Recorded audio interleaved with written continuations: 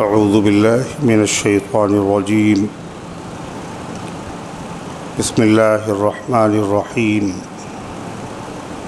الحمد للہ رب العالمین الرحمن الرحیم مالک یوم الدین ایاک نعبد و ایاک نستعین اہدنا الصراط المستقیم صراط الذین انعمت علیہم غیر المغضوب علیہم ولا الضالین آمین۔ صدق اللہ العظیم۔ محترم حضرات، سامعین کرام، حاضرین مسجد، عزیزوں اور بزرگوں، یہ سورہ فاتحہ،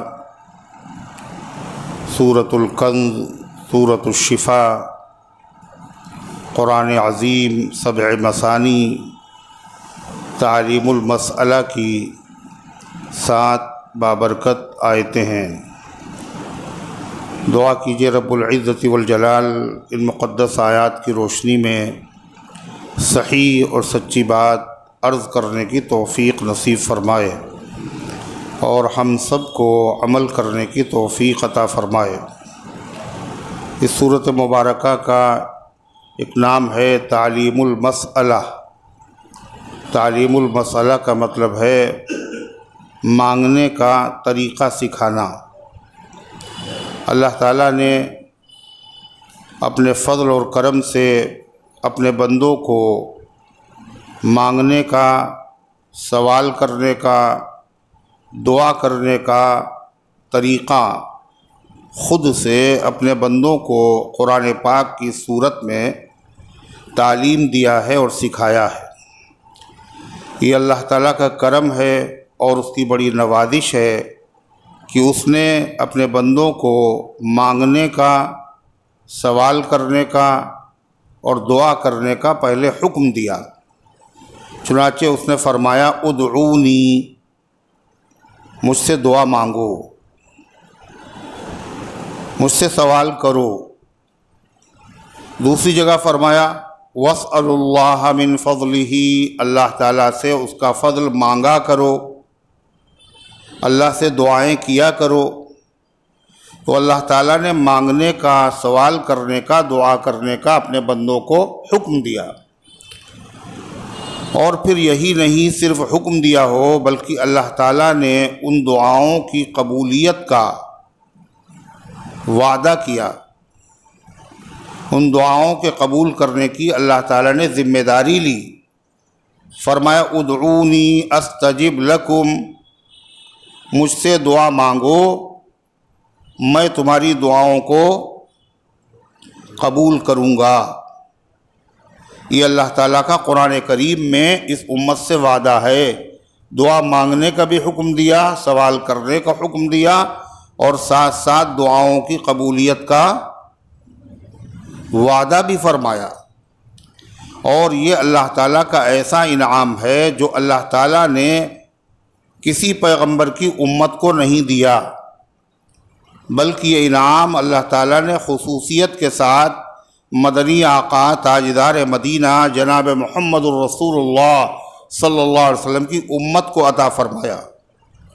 حضرت قتادہ ایک مشہور مفسر اور بزرگ ہیں، وہ حضرت کعب احبار ایک تابعی ہے، ان کے حوالے سے نقل کرتے ہیں کہ 3 نعمتیں ایسی ہیں جو اللہ تعالیٰ ہمیشہ نبیوں کو دیا کرتا تھا، مگر نبیوں کی امت کو اللہ نے وہ نعمتیں نہیں دی تھی، مگر جناب محمد الرسول اللہ صلی اللہ علیہ وسلم کی طفیل میں اور آپ کے صدقے میں اللہ نے وہ تینوں نعمتیں آپ کی امت کو عطا فرمائیں۔ جو نبیوں کو اللہ دیا کرتا تھا وہ 3 نعمتیں کسی نبی کی امت کو اللہ نے نہیں دی، وہ اللہ تعالیٰ نے محمد الرسول اللہ صلی اللہ علیہ وسلم کی مبارک امت کو اپنے محبوب صلی اللہ علیہ وسلم کے صدقے اور طفیل میں عطا فرمائیں۔ وہ 3 نعمتیں کون کون سی ہیں؟ سب سے پہلی نعمت، اللہ تعالیٰ نے نبیوں کو قیامت کے دن اپنی عدالت میں گواہ ہونے کا شرف عطا فرمایا۔ کہ ہر نبی اللہ تعالیٰ کی عدالت میں قیامت کے روز اپنی امت کے سلسلے میں شاہد اور گواہ بنے گا۔ اللہ تعالیٰ نے فرمایا فَكَيْفَ إِذَا جِئْنَا مِن كُلِّ أُمَّةٍ بِشَهِيدٍ وَجِئْنَا بِكَ عَلَى هَؤُلَاءِ شَهِيدًا، اے پیغمبر اس وقت کیسا منظر ہوگا جب ہر امت پر گواہی دینے کے لیے اس امت کے نبی کو ہم بلائیں گے، اور آپ کی امت پر گواہی دینے کے لیے آپ کو بلائیں گے۔ معلوم یہ ہوا اللہ کی عدالت میں گواہ کی حیثیت سے بلائے جانے کا شرف اور اعزاز اللہ نے نبیوں کو عطا فرمایا، مگر یہ اعزاز اللہ تعالیٰ نے نبی کے صدقے میں اللہ کے نبی کی امت کو بھی عطا فرمایا کہ قیامت کے دن اللہ کی عدالت میں جہاں انبیاء علیہم الصلاۃ گواہ کی حیثیت سے آئیں گے، وہیں محمد الرسول اللہ صلی اللہ علیہ وسلم کی امت کو بھی گواہ کی حیثیت سے قیامت کے دن اللہ کی عدالت میں بلایا جائے گا۔ یہ کتنا بڑا اعزاز! اللہ فرماتا لِتَكُونُوا شُهَدَاءَ عَلَى النَّاسِ، ہم نے تم کو وسط امت بنایا، معتدل امت بنایا، خیر امت بنایا، تاکہ تم قیامت کے دن لوگوں پر گواہی دو۔ آپ کی امت قیامت کے دن جو گواہی دے گی، دنیا میں بھی یہ گواہ ہے، اس کی گواہی مانی جائے گی۔ نبی پاک صلی اللہ علیہ وسلم تشریف فرما تھے، اتنی دیر میں ایک جنازہ گزرا اور صحابہ اس کے بارے میں کہنے لگے یہ بڑا اچھا آدمی تھا اور بڑا نیک تھا اور بڑا سخی تھا اور بڑا نرم مزاج آدمی تھا۔ تو حضور پاک صلی اللہ علیہ وسلم نے سنا اور سننے کے بعد فرمایا وجبت، واجب ہو گئی۔ تھوڑی دیر کے بعد ایک دوسرا جنازہ آ گیا اور وہ جنازہ بھی گزرا، تو جو موجود لوگ تھے وہ کہنے لگے یہ آدمی اچھا نہیں تھا، بے نمازی تھا، یہ بخیل تھا، یہ زکوٰۃ دینے میں کوتاہی کرتا تھا، اللہ کے فرائض میں کوتاہی کرتا تھا، اچھا نہیں تھا۔ تو آپ نے فرمایا وجبت، واجب ہو گئی۔ تو صحابہ نے پوچھا اے اللہ کے رسول کیا چیز واجب ہو گئی؟ آپ نے فرمایا انتم شہداء اللہ فی الارض، تم لوگ اللہ کے گواہ ہو زمین میں، تم لوگ اللہ کے زمین میں گواہ ہو۔ من اثنیتم علیہ خیرا وجبت لہ الجنہ، جس کی بھلائی کے بارے میں تم نے گواہی دی ہے اس کے لیے جنت واجب ہو گئی، اور جس کی برائی کے بارے میں تم نے گواہی دی ہے اس کے لیے جہنم واجب ہو گئی۔ تو اس امت کو اللہ نے کیا بنایا؟ کیا بنایا؟ شاہد، گواہ، اور اللہ کی عدالت میں شاہد اور گواہ۔ عدالت کس کی؟ اللہ کی۔ اور وہاں گواہ کی حیثیت سے جسے طلب کیا جائے اس کا بڑا اعزاز، بڑا مرتبہ ہے۔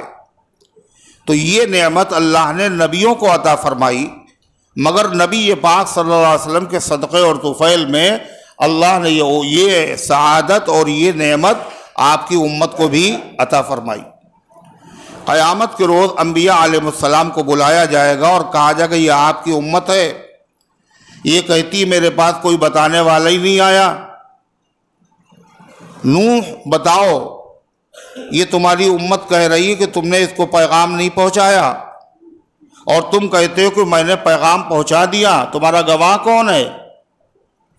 تو نوح علیہ السلام کہیں گے اے اللہ، میرے حق میں گواہی دینے والی محمد الرسول اللہ صلی اللہ علیہ وسلم کی امت ہے، محمد صلی اللہ علیہ وسلم کے امتیوں کو آپ طلب کیجئے، وہ گواہی دیں گے۔ اللہ کی عدالت میں نبیوں کے حق میں گواہی دینے کے لیے آپ کی امت کو بلایا جائے گا، اور اس کے بعد آپ کی امت سے پوچھا جائے گا نوح یہ کہتے ہیں، ان کی امت یہ کہتی ہے۔ اللہ کے نبی کے امتی کہیں گے نوح علیہ السلام سچے ہیں اور یہ ان کو جھٹلانے والے جھوٹے ہیں، واقعی نوح علیہ السلام نے پیغام آپ کا سب تک پہنچا دیا، ہو گئی گواہی۔ مگر وہ امتیں اس پر خاموش نہیں ہوں گی، بلکہ گواہوں پر جرح کریں گی، اور کیا کہیں گی؟ اے اللہ گواہ تو وہ معتبر ہوتا ہے جو موقع واردات پر موجود ہو۔ نوح علیہ السلام کے زمانہ کہاں اور آخری نبی کا زمانہ کہاں، یہ اس زمانے میں موجود ہی نہیں تھے۔ ان کے گواہی دینے سے کیا ہوتا ہے؟ اللہ تعالیٰ پوچھے گا ہاں بھائی بتاؤ تم موجود تو تھے نہیں، تم کس بیس پر کہہ رہے ہو کہ نوح سچے ہیں اور ان کی امت جھوٹی ہے؟ تو اس سوال کے جواب میں اللہ کے نبی صلی اللہ علیہ وسلم کے غلام کہیں گے اے اللہ بات تو یہ صحیح ہے، ہم ان کے زمانے میں نہیں تھے، مگر ہمارے آقا ہمارے مولا جناب محمد الرسول اللہ صلی اللہ علیہ وسلم نے ہم سے بتایا کہ اللہ نے جتنے پیغمبر بھیجے سارے پیغمبر سچے ہیں، اور ہر پیغمبر نے اللہ کا پیغام اللہ کے بندوں تک پہنچا دیا۔ اور اللہ کے نبی کی بات ایسی ہے کہ اگر ہم دیکھ لیتے تو مجھے جو یقین ہوتا اس سے زیادہ مجھے یقین ہے اپنے محبوب صلی اللہ علیہ وسلم کے فرمانے پر، اس سے زیادہ یقین۔ پھر بات ختم نہیں ہوگی، پھر حضور انور صلی اللہ علیہ وسلم کو طلب کیا جائے گا۔ آپ کی امت یہ کہتی ہے کہ آپ نے ان کو یہ بتایا، کیا یہ صحیح ہے؟ آپ فرمائیں گے کہ ہاں میں نے ان کو بتایا اور یہ صحیح سچی گواہی دے رہے۔ اتنا بڑا اعزاز اس امت کو نصیب۔ ایک نعمت کیا ہے جو نبیوں کو ملی اور اس امت کو ملے گی، وہ نعمت کیا ہے؟ پہلی گواہی۔ دوسری نعمت جو اللہ نے نبیوں کو عطا فرمائی اور کسی نبی کی امت کو نہیں عطا فرمائی، وہ اللہ نے اس امت کو عطا فرمائی، وہ نعمت کیا ہے؟ دین میں سہولت، دین میں سہولت، آسان آسان حکم۔ اللہ تعالیٰ نے نبیوں سے کہا تھا ما علیک فی الدین من حرج، ہم نے جو دین آپ کو دیا ہے، جو شریعت ہم نے آپ کو دی ہے، اس دین میں شریعت میں آپ پر ہم نے تنگی نہیں رکھی بلکہ آسانی رکھی ہے، سہولت دی ہے۔ ہر نبی سے خدا نے کہا، اور نبیوں کو اللہ تعالیٰ نے امت کے مقابلے میں سہولت دی ہے، جیسے ہر ایمان والے کے لیے ایک وقت میں 4 عورتوں سے نکاح کرنے کی اجازت ہے، لیکن یہ 4 عورتوں سے جو نکاح کرنے کی اجازت ہے یہ مطلقاً نہیں ہے، اس کے لیے ایک شرط۔ غیر مسلم کہتے ہیں ان کے وہاں تو 4 کی اجازت ہے، اور مسلمان کہتا ہاں ہے تو اجازت، مگر نہ ان کو پتہ ہے نہ اس کو پتہ ہے۔ اللہ نے قرآن میں کیا کہا؟ ہے تو 4 کی اجازت، مگر اس شرط کے ساتھ کہ چاروں بیویوں کے ساتھ برابر کا انصاف کرو، اور اگر چاروں کے ساتھ تم انصاف نہیں کر سکتے، نہ کرنا تو بڑی بات ہے، اگر تمہیں اندیشہ ہے صرف کہ برابری ہم نہیں کر پائیں گے، تو اللہ فرماتا پھر ایک بیوی۔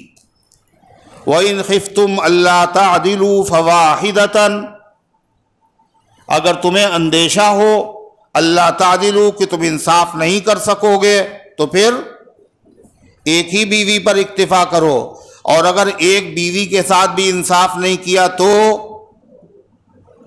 کیا ایسا نہیں ہوتا؟ ایک بیوی کے ساتھ بھی لوگ انصاف نہیں کر رہے، جو خود کھانا وہی کھلانا۔ بیوی نے کہا کھانا کھا لیجیے، کہنے آپ کھائیے ہم کھا کے آئے ہیں۔ کہاں سے؟ کہا ہوٹل سے۔ کیا کھایا؟ کہا ٹنڈے کے کباب، اور آپ دال کھائیے۔ ارے کھایا تھا تو لے کے آتے بھائی، تم بھی کھاؤ، ہے نا؟ تو یہ ناانصافی ہے یا نہیں ہے؟ جو خود کھانا وہ کھلانا، جس قیمت کے کپڑے پہننا اسی قیمت کے کپڑے پہنانا، اور فرمایا بیوی کا مہر دینا۔ پتہ چلا پوتے بھی ہو گئے اور نواسے بھی ہو گئے، اور مہر اب تک نہیں ادا کیا، اور ہیں حاجی صاحب اور نمازی صاحب، اور کہتے ہیں اللہ جانے کون سی غلطی ہو گئی، اللہ جانے کون سا قصور ہو گیا، اچھا بھلا کاروبار چل رہا تھا ایک دم سے چوپٹ ہو گیا، خدا جانے کون سا گناہ ہو گیا، اور یہ گناہ ایسا ہے جو شادی کے دن سے شروع ہوا اور آج تک جاری ہے۔ کیوں؟ جو آدمی دے سکتا ہے اور نہیں دے رہا ہے وہ ظالم ہے، ظالم۔ مثل الغنی ظلم، جو آدمی غنی ہے، دے سکتا ہے، اس کے بعد قرضہ نہیں دیتا، چاہے بیوی کا قرضہ ہو یا کسی کا بھی قرضہ ہو، وہ ظالم ہے، اور ظلم اللہ کو پسند نہیں ہے۔ اور اس کے بعد بھی اگر آپ کا کاروبار چل رہا ہے تو یہ اللہ کی طرف سے امتحان ہے۔ ظلم کے ساتھ حکومتیں باقی نہیں رہتی، شرک کے ساتھ حکومتیں باقی رہتی۔ اللہ کا قانون، مشرک بادشاہ ہے، حکومت چل رہی ہے ایک زمانے تک، بڑی لمبی حکومت، لیکن وہ ظالم اگر ہے تو رہے گی تو یہ حکومت، مگر باقی نہیں رہے گی۔ ظلم کی ٹہنی سدا پھلتی نہیں، اور ناؤ کاغذ کی سدا چلتی نہیں۔ کاغذ کی ناؤ کتنی دیر چلے گی؟ آخر ڈوبنا ہے اس۔ ظلم کے ساتھ حکومت باقی نہیں رہتی۔ جب حکومتیں باقی نہیں رہتی ہیں تو ہر آدمی کے گھر پہ کیا ہوتا ہے؟ ہر آدمی بھی اپنے گھر کا حاکم ہے، اور اس کے گھر کی جو اولاد اور بیوی بچے سب کیا ہے؟ یہ اس کے ماتحت ہیں، یہ بھی حکومت ہے۔ یہ ظلم کے ساتھ کیسے چل سکتی ہے؟ اگر ظلم ہوگا تو اس کے اثرات کیا ظاہر ہوں گے؟ نہیں ہوں گے، اس کے اثرات ظاہر ہوں گے۔ تو فرمایا وَإِنْ خِفْتُمْ أَلَّا تَعْدِلُوا، اور اگر تم کو اندیشہ ہو کہ تم انصاف نہیں کر سکو گے تو کئی بیویوں سے نکاح کرو؟ ایک سے، لیکن ایک بیوی کے ساتھ بھی کیا ہے؟ انصاف کرنا ہوگا۔ اور اگر ناانصافی کی تو پھر اللہ کی عدالت میں آپ کو جواب دہ ہونا پڑے گا۔ یہاں نہیں دیا تو وہاں تو دینا ہی پڑے گا۔ تو غرضے کی اجازت کتنے کی ہے؟ عام امتی کے لیے 4 کی، مگر نبیوں کے لیے 4 کی نہیں، 4 سے زیادہ کی اجازت ہے۔ نبیوں کے لیے آسانی نہیں ہے۔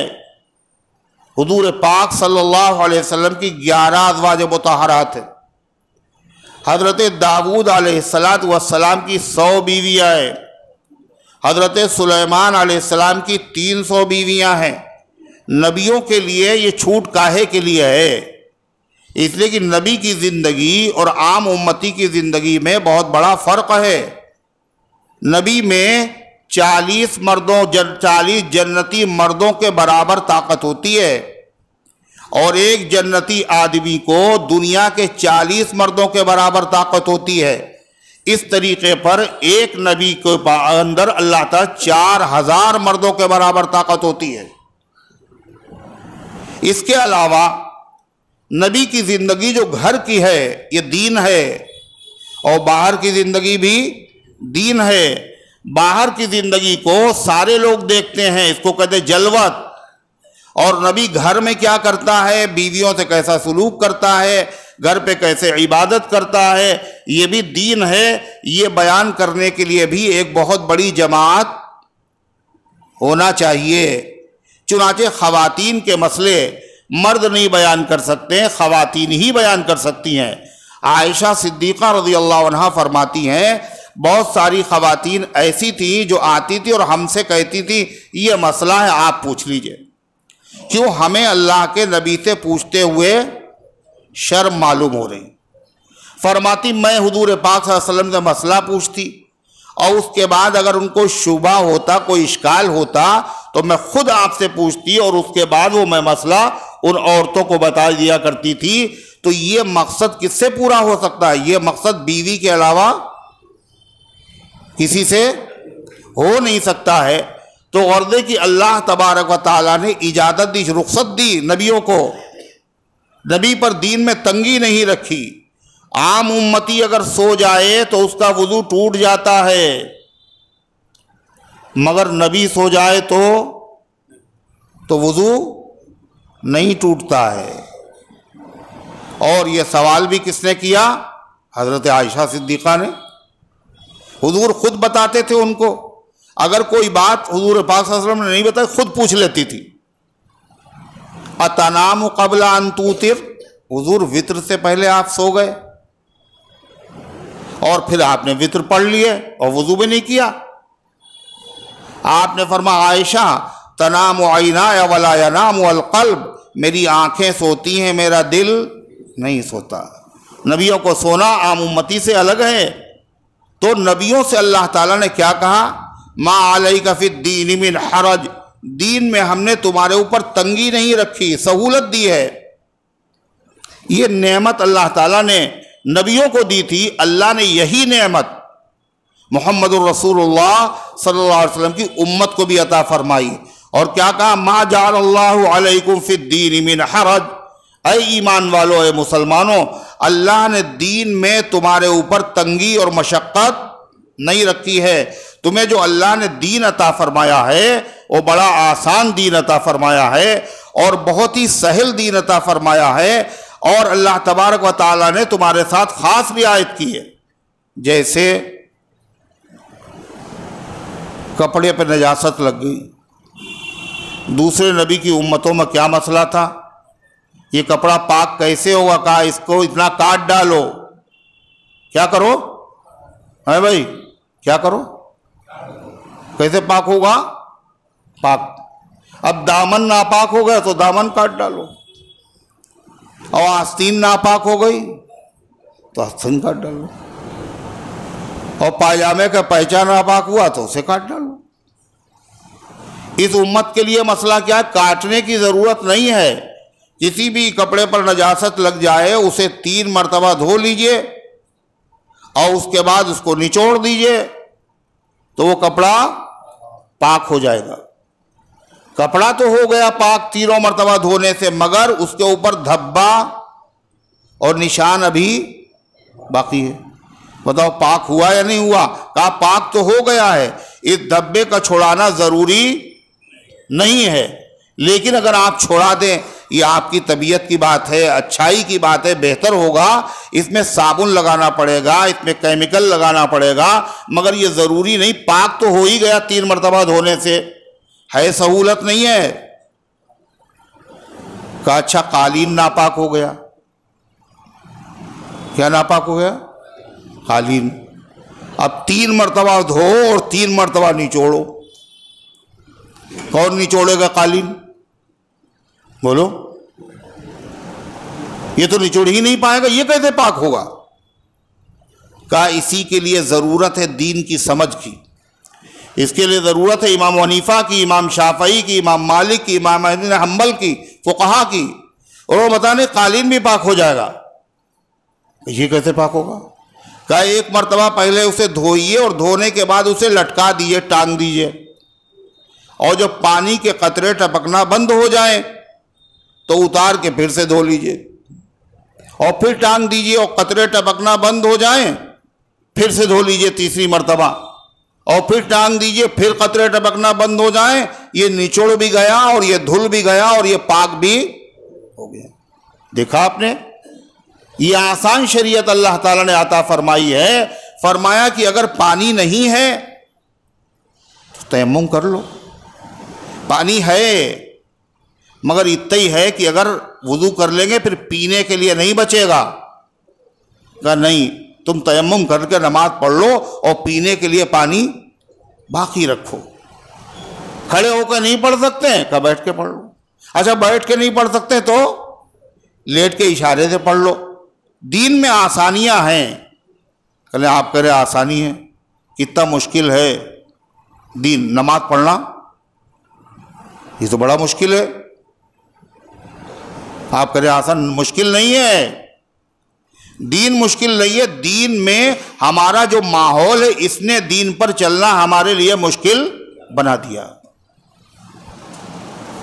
جو لوگ 5 وقت کی نہیں پڑھتے، آ رہا ہے رمضان، دیکھیے گا آپ یہ 20 رکعتیں پڑھیں گے 5 کے علاوہ، اور 20 رکعتوں میں 5 پارے سنیں گے اور 3 پارے سنیں گے، اور اتنی دیر تک یہ کھڑے رہیں گے۔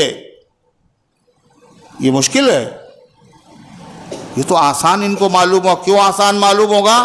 اس لیے کہ ماحول ہے نماز پڑھنے کا، رمضان کے مہینے میں جب کسی چیز کا ماحول ہوتا ہے تو وہ چیز آسان ہو جاتی ہے. اگر گھر میں سارے نمازی ہیں تو نماز پڑھنا آسان، اور گھر میں سارے بے نمازی اور ایک نمازی ہے تو نماز پڑھنا مشکل ہے. چنئی وغیرہ اگر آپ چلے جائیں تو وہاں روٹی مشکل ہے، کیونکہ وہاں چاول ہی کا رواج ہے. روٹی بنانا مشکل نہیں ہے، وہاں ماحول نہیں. تو یہ ماحول کی وجہ سے ہو جاتا ہے. تو غرض ہے کہ اللہ نے 3 نعمتیں ایسی ہیں جو نبیوں کو عطا فرمائیں، اور اللہ نے وہ نعمتیں اس امت کو بھی عطا فرمائی ہیں. ان 3 نعمتوں میں سے پہلی نعمت کیا ہے؟ کیا پہلی نعمت کیا ہے بھائی؟ گواہی. اللہ کی عدالت میں قیامت کے دن نبیوں کو گواہ بنایا جائے گا اور نبی کی امت کو بھی گواہ بنایا جائے. دوسری نعمت کیا ہے؟ اللہ نے دین اور شریعت میں جس طرح نبیوں کے لیے تنگی نہیں رکھی اور آسان شریعت رکھی ہے، اسی طرح اس امت کے لیے بھی اللہ تعالیٰ نے دین میں تنگی نہیں رکھی، بڑی آسانی عطا فرمائی ہے. 2 نعمتیں ہو گئیں. تیسری نعمت اللہ تعالیٰ نے نبیوں سے کہا کہ یہ نعمت دی تھی، ادعونی استجب لکم، تم مجھ سے دعا مانگو ہم تمہاری دعا کو قبول کر لیں گے. یہ نبیوں کے لیے تھا، کسی نبی کی امت کے لیے یہ وعدہ نہیں تھا. اللہ نے یہ نعمت اپنے نبی کے صدقے میں آپ کی پوری امت کو عطا فرمائی اور کیا کہا؟ ادعونی استجب لکم، تم مجھ سے دعا مانگو میں تمہاری دعا کو قبول. دیکھا آپ نے کتنی بڑی نعمت. مانگنے کا اللہ نے حکم بھی دیا، اور خالی حکم نہیں دیا بلکہ قبولیت کا وعدہ بھی کر لیا، ذمہ داری بھی لے لی کہ جی ہاں میں قبول کروں گا. اللہ کا وعدہ سچا. اب یہیں پہ ذہن میں ایک سوال پیدا ہوتا ہے، اللہ کا وعدہ سچا مگر ہم تو 10 سال سے مانگ رہے ہیں مگر ابھی تک ملی نہیں ہے. 40 سال ہو گئے مانگتے مانگتے، کہیں سے قبولیت کے آثار نظر نہیں آ رہے ہیں. تو اللہ تو کہہ رہا میں قبول کرتا ہوں، اللہ کا وعدہ سچا بھی ہے، مگر پھر دعا کرو، ہم دعا بھی مانگ رہے. کہا اس کا جواب یہ ہے کہ آپ نے قبول ہونے کا مطلب غلط سمجھا ہے. قبول ہونے کا مطلب غلط سمجھا. قبول ہونے کا مطلب آپ نے کیا سمجھا؟ ہم جو مانگیں وہی ملے، اور وہی نہیں ملے، دیر سے نہ ملے بلکہ ابھی ملے. جو مانگے وہی ملے، اور دیر سے نہ ملے ابھی ملے. اور یہ مطلب غلط ہے. کیوں غلط ہے؟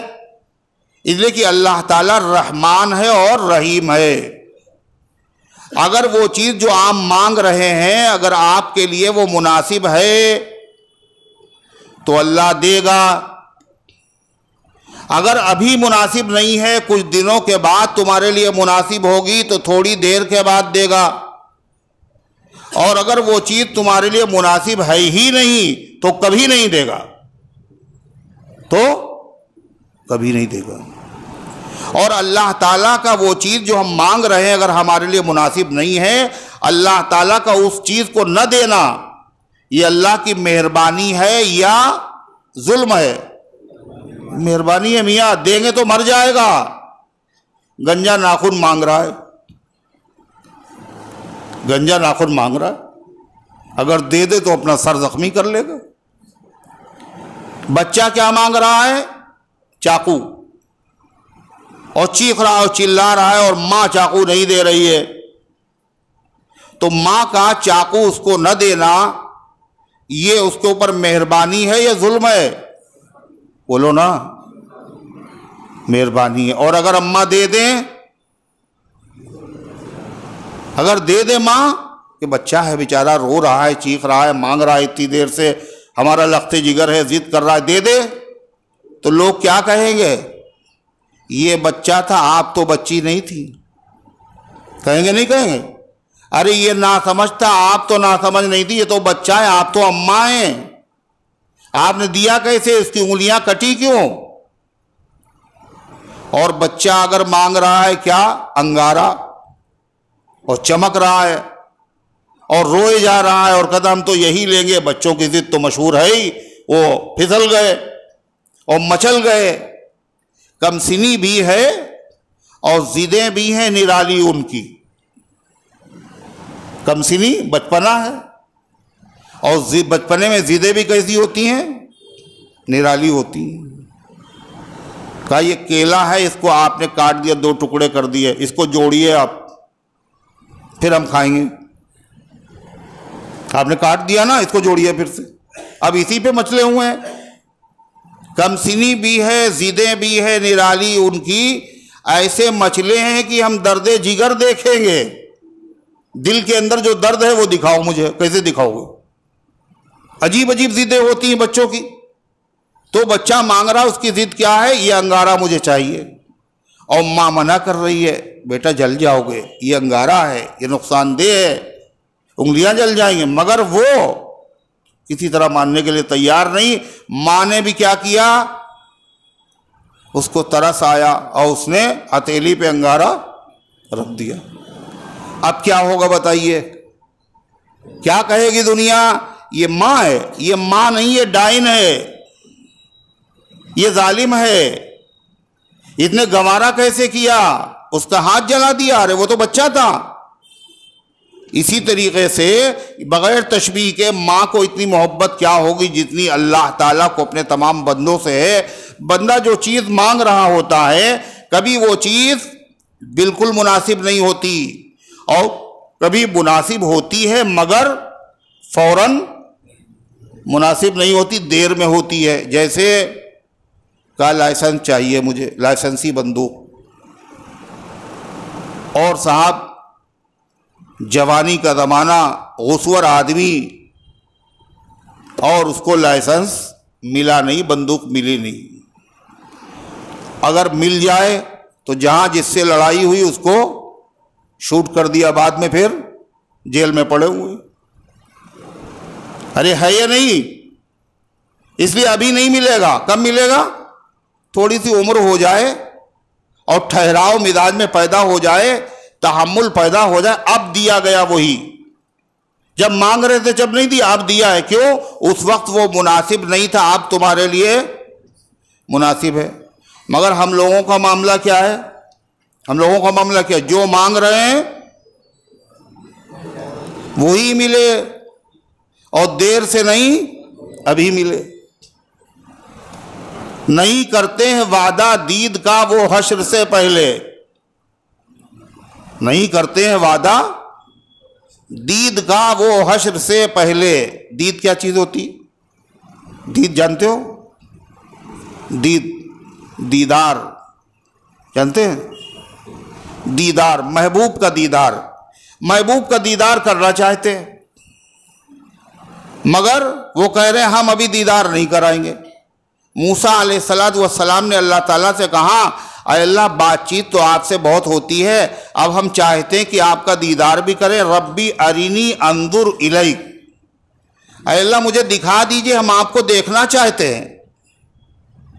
تو اللہ تعالیٰ نے کیا کہا؟ لن ترانی، موسیٰ تم مجھے دیکھ نہیں سکتے۔ اللہ کا دیدار ہوگا، اور ہم سب کو بھی ہوگا انشاءاللہ۔ اور اللہ کا دیدار ایک ایسی نعمت ہے جو جنت کی تمام نعمتوں سے بھاری اور وزنی ہے۔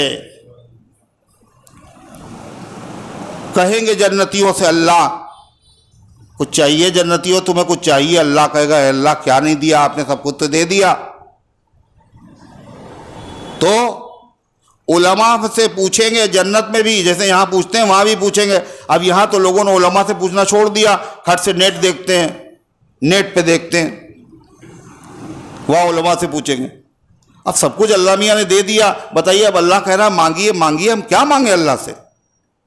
کہا اب اللہ سے یہ کہہ دو اے اللہ اپنا دیدار کرا دیجئے، اپنی رضامندی ہمیں دے دیجئے۔ اللہ تعالیٰ کی تجلی ہوگی، اور اللہ کہے احل علیکم رضوانی فلا اسخط علیکم ابدا، اب میں تم سے راضی ہو گیا اور کبھی تم سے خفا نہیں ہوں گا۔ اور اللہ کا جلال اور اللہ کا جمال جو بندے دیکھیں گے تو جنت کی ساری نعمتیں ایک طرف اور اور دیدار الہی کی لذت ایک طرف، تو اللہ کا دیدار ہوگا۔ صحابہ نے پوچھا حضور کیسے دیدار ہوگا؟ اس لیے کہ جنت میں بھیڑ بھاڑ تو ہوگی نہیں، تھوڑے سے لوگ ہوں گے نا؟ کہہ رہے ہاں، اولین و آخرین بڑا مجمع ہے جنت میں، اور دیدار اللہ کا، تو پھر تو بڑی بھیڑ ہوگی، بڑے دھکے لگیں گے، کچھ لوگ گر جائیں گے جیسے رمی میں ہوتا ہے جب کنکریاں ماری جاتی ہیں۔ آپ نے فرمایا کہ نہیں، آپ نے فرمایا تم لوگوں نے 14ویں رات کا چاند دیکھا ہے؟ کہاں دیکھا ہے؟ کہا اس کو دیکھنے میں کتنے لوگ دیتے؟ تھوڑے لوگ دیتے ہیں، زیادہ لوگ دیکھتے ہیں؟ بہت لوگ دیتے ہیں۔ کہا اس کو دیکھنے میں کبھی دھکے لگتے ہیں؟ کوئی زحمت ہوتی ہے؟ کہا ایسے ہی اللہ کا بھی دیدار نصیب ہوگا۔ تو اللہ کا دیدار نصیب ہوگا کب؟ مرنے کے بعد میدان محشر میں۔ تو کیا کہا؟ نہیں کرتے ہیں وعدہ دید کا وہ حشر سے پہلے، کہا دیدار کرائیں گے مگر کب کرائیں گے؟ حشر میں۔ نہیں کرتے وعدہ دید کا وہ حشر سے پہلے، اور دل بیتاب کی ضد ہے ابھی ہوتی یہی ہوتی۔ اور دل کیا کہہ رہا ہے؟ ابھی دیکھیں گے ہم اور یہیں دیکھیں گے دنیا میں۔ تو معاملہ یہ ہے کہ اللہ تعالیٰ بندے سے کہہ رہا مجھ سے دعائیں مانگو میں تمہاری دعائیں قبول کروں گا، اور وہ کہہ رہا ہم 10 سال سے مانگ رہے ہیں مگر قبول ہوئی نہیں ہے۔ اس لیے اس نے قبول ہونے کا مطلب غلط سمجھا، اس نے یہ سمجھا کہ جو چیز ہم مانگ رہے ہیں وہی ملے اور فوراً ملے۔ اور اللہ تعالیٰ کیا دیکھ رہا ہے؟ یہ چیز مانگ تو رہا ہے مگر فی الحال یہ مناسب نہیں ہے، کچھ دنوں کے بعد اسے دے دیں گے، اس لیے دیر سے دعا قبول ہو جاتی ہے، وہی چیز مل جاتی۔ اور اگر اللہ یہ دیکھتا ہے یہ چیز اس کے لیے بالکل مناسب نہیں ہے، اگر یہ چیز ہم نے اس کو دے دی تو یہ مومن نہیں رہے گا بلکہ یہ فرعون بن جائے گا، فرعون۔ تو اللہ وہ نعمت اس کو پھر بولو کبھی نہیں دے گا، دنیا میں نہ ابھی دے گا بلکہ کبھی نہیں دے گا۔ تو اتنے دنوں سے مانگ، اللہ کا نہ دینا وہ نعمت اس کو یہ کیا ہے؟ اللہ کی مہربانی ہے یا نہیں؟ اللہ کی مہربانی۔ مگر اتنے دن جو محنت کی ہے مانگتے رہے، یہ بیکار ہے؟ کہ بیکار نہیں ہے، اس کے بدلے میں قیامت کے دن اللہ عظیم عظیم نعمتیں عطا فرمائے گا، ایسی نعمتیں بتایا جائے گا میاں یہ وہ دعائیں ہیں جو تم مانگتے رہتے تھے اور جو چیز مناسب نہیں تھی ہم نے نہیں دی، یہ اس کے بدلے میں تمہیں یہ دیا جا رہا ہے، بولو منظور ہے؟ تو بندہ کیا کہے گا؟ اللہ یہ تو اتنا بڑا اجر و ثواب ہے، میری تو تمنا یہ تھی کاش کہ کوئی دعا آپ نے دنیا میں ہماری قبول نہ کی ہوتی اور سب کا بدلہ مجھے کہاں ملتا؟ جنت ہی میں ملتا۔ تیسری بات، اللہ تعالیٰ سے دعا مانگی، اللہ نے کہا میں قبول کروں، اللہ قبول کرتا ہے، مگر آپ سمجھ رہے ہیں جو مانگے وہی ملے۔ اور اللہ تعالیٰ کیا دیکھ رہا ہے؟ جو مانگ رہا ہے یہ چھوٹی چیز ہے، اور اس کے اوپر آنے والی مصیبت اس کو پتہ نہیں ہے کتنی خطرناک ہے، اس کا گھر تباہ و برباد ہونے والا ہے۔ تو اللہ اس بڑی مصیبت کو اس دعا کی برکت سے ٹال دیتا ہے۔ تو دعا قبول ہوئی نہیں ہوئی؟ قبول ہوئی۔ تو اللہ تبارک و تعالیٰ نے جو نعمتیں عطا فرمائی ہیں انبیاء علیہ السلام کو، وہ نعمتیں محمد الرسول اللہ صلی اللہ علیہ وسلم کی امت کو عطا فرمائی ہیں، اور وہ نعمتیں کہے ہیں؟ بولو 3۔ نمبر 1 دیکھیں بھول گئے، اللہ کی عدالت میں گواہ بننے کا اعزاز نبیوں کو ملے گا، آپ کی امت کو ملے گا۔ دوسری نعمت، دین میں نبیوں کے لیے اللہ نے آسانی رکھی ہے، دین میں اللہ تعالیٰ نے اس امت کے لیے بھی آسانی رکھی ہے۔ تیسری نعمت، نبیوں سے کہا تھا تم مانگو تو ہم تمہاری دعا قبول کر لیں گے، اللہ تعالیٰ نے اس امت سے بھی کہہ دیا تم مانگو تو ہم تمہاری دعا قبول کر لیں گے۔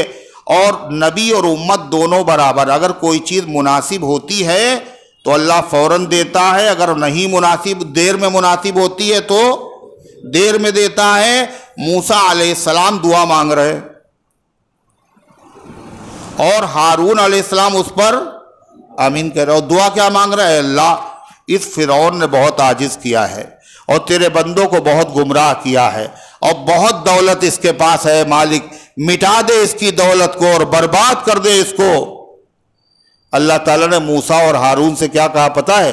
قد اجیبت دعوتکما، تم دونوں کی دعا قبول ہو گئی، کہہ دیا قبول ہو گئی، مگر فرعون کا بال بیکا نہیں ہو رہا ہے، نہ اس کو زکام ہو رہا، نہ اس کو نزلہ ہوا، نہ اس کو کھانسی آئی، وہ اسی طرح دندنا رہا ہے، اور اللہ کہہ رہا ہے کہ دعا قبول بھی ہو چکی، مگر موسیٰ علیہ السلام اور حضرت ہارون ہم لوگوں کی طرح بے صبرے نہیں تھے۔ 40 سال گزر گئے اور 40 سال کے بعد اللہ نے فرعون اور فرعونیوں کو دریا میں ڈبو دیا، تو جب مناسب وقت آیا تو اللہ نے سزا دی ہے، قبول تو کر لی، یہ مطلب نہیں دیر سے ملنا تو قبول نہیں ہوئی، اگر جلدی مناسب ہے تو جلدی دے گا، اور اگر دیر میں مناسب ہے تو دیر میں دے دیتا، اور اگر بالکل مناسب نہیں ہے تو کبھی نہیں دیتا۔ تو اللہ تعالیٰ نے اس امت کو یہ انعام عطا فرمایا، کیا فرمایا؟ مانگو میں قبول کروں گا، اتنا ہی نہیں مانگو میں قبول کروں گا، بلکہ مانگنے کا اللہ نے سلیقہ اور طریقہ بھی سکھا دیا۔ کہاں؟ سورہ فاتحہ میں، ابھی مانگ کے آئے ہیں مغرب میں، اور عشاء میں پھر مانگیں گے۔ کیا طریقہ سکھایا؟ دیکھو جب ہم سے مانگنا تو مانگنے سے پہلے میری تعریف کرنا، اور تم کو میری تعریف کرنا بھی نہیں آتا تو ہم تمہیں سکھائی دیتے ہیں تمہیں کیا کہنا ہے۔ جب ہم سے مانگنا ہے کیا کہنا ہے؟ الحمدللہ رب العالمین، تمام تعریفیں خاص ہے اللہ کے لیے جو جہانوں کا رب ہے، جو عالموں کا رب ہے، اس لیے کہ جہان جو ہے وہ ایک تو ہے ہی نہیں، ایک جہان وہ ہے جو ہمیں دکھ رہا ہے، کون سا؟ جس میں ہم ہیں، اور اس میں بھی اتنی چیزیں ایسی ہیں جو ہمیں نظر نہیں آتی ہیں، ایسے نہ معلوم کتنے جہان اللہ نے بنائے ہیں۔ ایک خشکی کا جہان ہے اور ایک سمندر کا جہان ہے، اور سمندر اس دنیا کی آبادی کا 3 گنا بڑا حصہ ہے، اس کے اندر ایک جہان ہے بہت بڑا، بڑے بڑے پہاڑ، بڑے بڑے جنگل، بڑے بڑے جانور جن کو ہم نے کبھی نہیں دیکھا ہے، وہ سب کو پالتا ہے، سب کو پیدا کرتا ہے، سب کو روزی دیتا ہے۔ وہ کیا ہے؟ رب العالمین، جو عالموں کا جہانوں کا رب ہے۔ الرحمن الرحیم، بڑا مہربان، نہایت رحم کرنے والا ہے۔ اس کا ترجمہ اردو میں ہو ہی نہیں سکتا بھئی، اس لیے کہہ دیا سب میں بڑا مہربان۔ بڑا کا مطلب، رحمان کا مطلب اس کی رحمت اتنی وسیع ہے، اتنی کشادہ ہے کہ ہر چیز اسی کے اندر سمائی ہوئی ہے، اس کی رحمت سے بڑی کوئی بھی چیز نہیں۔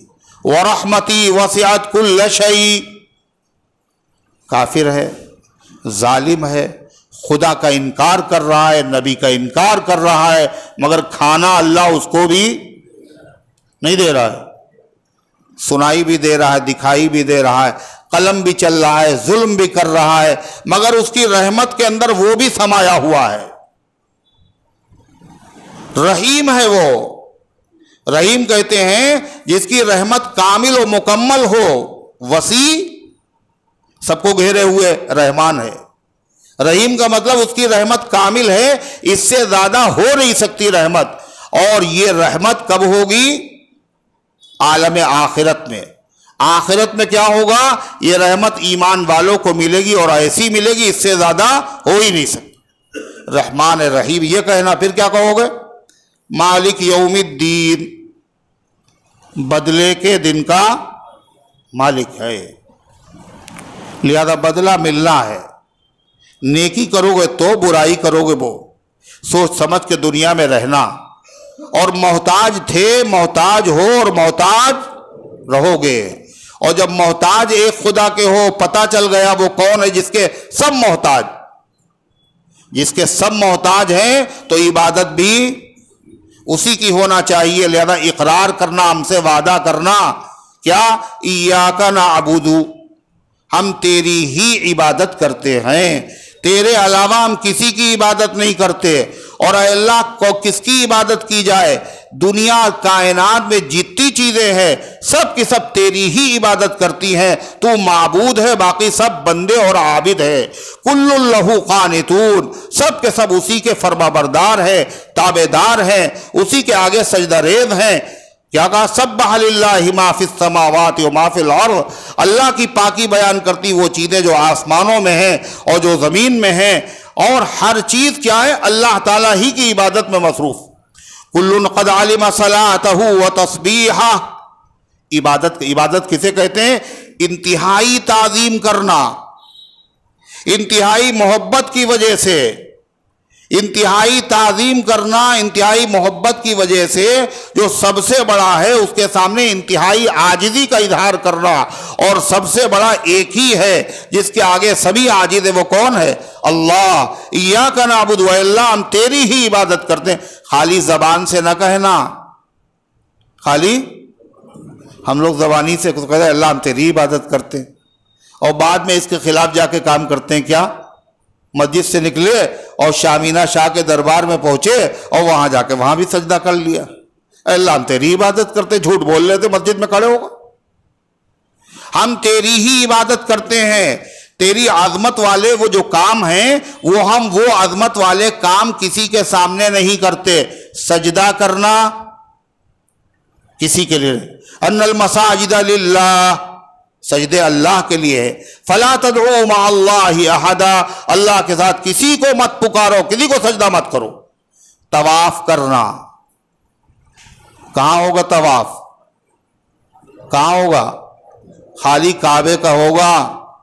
بیت المقدس بھی تو قبلہ ہے، مسلمانوں نے وہاں نماز پڑھی ہے 17 مہینے تک. حضرت فاروق اعظم نے دیکھا کچھ لوگ احرام باندھے ہوئے جا رہے ہیں، کہا کہاں جا رہے ہو؟ مکے سے. کہنے لگے بیت المقدس جا رہے ہیں. احرام باندھ کے جا رہے ہو؟ ایک درہ اٹھایا اور مارنا شروع کیا. پتا ہے تمہیں یہ احرام یہی کے ساتھ خاص ہے، یہ کہیں نہیں ہوگا، یہ طواف یہی کا ہوگا، محمد الرسول اللہ صلی اللہ علیہ وسلم کے روضے کا بھی نہیں ہوگا. اور کتنے لوگ ایسے ہیں جو اجمیر میں طواف کر رہے ہیں. ایاک نعبد، ہم تیری ہی عبادت کرتے ہیں. فرمایا طواف بھی کہیں کا نہیں، تیرے گھر کا، سجدہ بھی تیرے آگے ہوگا.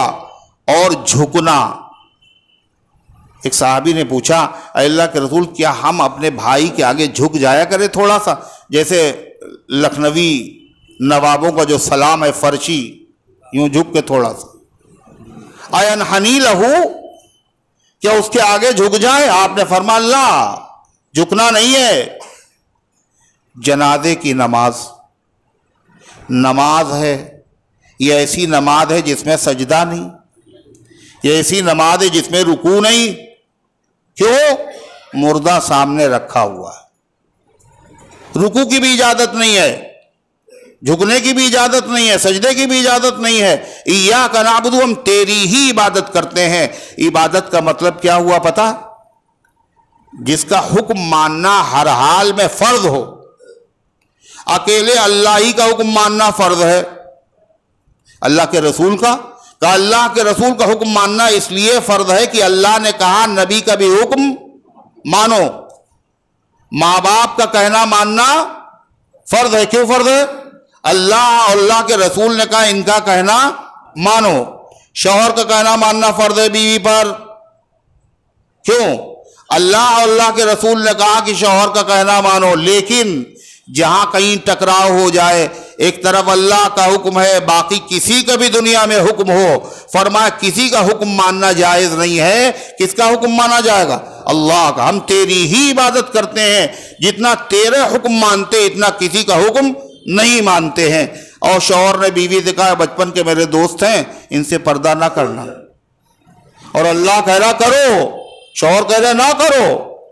ویسے تو شوہر کی اطاعت کرنے کا حکم دیا، اگر سجدے کی اجازت ہوتی بیوی سے کہتا شوہر کے آگے سجدہ کرو. لیکن جہاں اللہ کی نافرمانی ہو وہاں کسی کا حکم نہیں مانا جائے گا. ایاک نعبد، ہم تیری ہی عبادت کرتے ہیں. مگر تیری ہی عبادت کرتے ہیں یہ ہم نے زبان سے کہہ تو دیا، لیکن یہ کام آسان ہے، بڑا مشکل ہے یہ کام۔ حرام سے بچنا مشکل، رشوت نہ دینا، زمانہ ایسا ہے رشوت نہیں دیں گے کام ہی نہیں چلے گا، جھوٹ بولے بغیر کام ہی نہیں چلتا۔ ماحول اتنا سڑ چکا ہے، اگر ہم عبادت کرنا بھی چاہیں تو ہر طرف دین پر چلنے میں زحمتیں ہیں۔ ایک زمانہ آئے گا دین پر چلنا اتنا مشکل ہوگا جیسے ہتھیلی پہ انگارہ رکھنا، آدمی مجبور ہو کے انگارہ پھینک دے گا۔ دین پہ چلے گا، ہر طرف سے اڑچنیں ہیں، دقتیں ہیں، زحمتیں ہیں، باہر بھی مخالفت ہے، اندر بھی مخالفت ہے، بیوی بھی مخالف ہے، ماں باپ بھی مخالف ہے، گھر بھی مخالف ہے۔ ارے ہے یہ نہیں، اب داڑھی رکھ لیا بڑی مشکل ہو گئی، ماں کہہ رہی ہے کیا کر دیا تم نے، اور بیوی بھی منع کر رہی، اور گھر والے میرے دوست بھی کہہ رہے ہیں میاں ابھی سے تم نے داڑھی رکھ لی، یہ کیا بات ہوئی؟ ہر طرف مخالف ہے۔ آفس میں گئے تو جاب نہیں مل رہی، ہم آپ کو رکھیں گے نہیں۔ اے اللہ ہم تیری عبادت کرتے ہیں اور کریں گے، لیکن اے مالک عبادت کرنا ہے بہت مشکل۔ اللہ تعالیٰ نے کیا کہا کہ دیکھو تمہارے لیے مشکل ہے مگر ہمارے لیے بولو مشکل نہیں ہے، اتنا کہنے سے تم چھوٹ نہیں جاؤ گے، ہم تمہیں ایک آسان نسخہ بتاتے ہیں، اس کے بغیر کوئی دین پر عمل نہ کر سکا، نہ کر سکتا ہے، نہ کر سکے گا، چاہے جتنے حالات خراب ہوں، چاہے جتنا ماحول خراب ہو، چاہے جتنی زحمتیں ہوں، چاہے جتنی دقتیں ہوں، فرما ہم تمہیں طریقہ بتاتے ہیں، اس طریقے پہ عمل کرنا۔ اللہ سے کیا کہنا؟ ایاک نعبد، اے اللہ ہم تیری ہی عبادت کرتے ہیں مگر تیری عبادت کرنا ہے مشکل بہت۔ کہا پھر یہ کہنا وَإِيَّاكَ نَسْتَعِينُ، اے اللہ ہم تجھی سے مدد چاہتے ہیں، آپ اگر مدد کر دیں گے تو ہم عبادت کر پائیں گے، اور اگر آپ کی مدد ہوگی تو گناہ سے بچ پائیں گے، اگر آپ کی مدد نہیں ہوگی تو اے اللہ ہمارا نہ دنیا کا کوئی کام ہو سکتا ہے، نہ ہمارا دین کا کام ہو سکتا ہے۔ اگر واقعی ہم اللہ تعالیٰ سے یہ کہیں، زبان سے پڑھتے خالی مسجد میں، زبان سے بھی کہیں، دل میں بھی سوچیں اور عمل کرنے کی بھی کوشش کریں دل کی گہرائی سے، اللہ ہزار مشکلات کے اندر وہ راستے پیدا کرے گا کہ دین پر چلنا آپ کے لیے بولو آسان ہو جائے گا۔ حضرت داؤد علیہ السلام، ہم تو بہت چھوٹے لوگ ہیں، انبیاء کا معاملہ، حضرت داؤد علیہ السلام پیغمبر، اور کیسے پیغمبر ہیں جن کے لیے لوہے کو اللہ نے موم بنا دیا، اور جب وہ زبور پڑھتے تھے، تسبیح پڑھتے تھے تو پہاڑ بھی ساتھ میں پڑھتے تھے اور پرندے بھی ساتھ میں پڑھتے تھے۔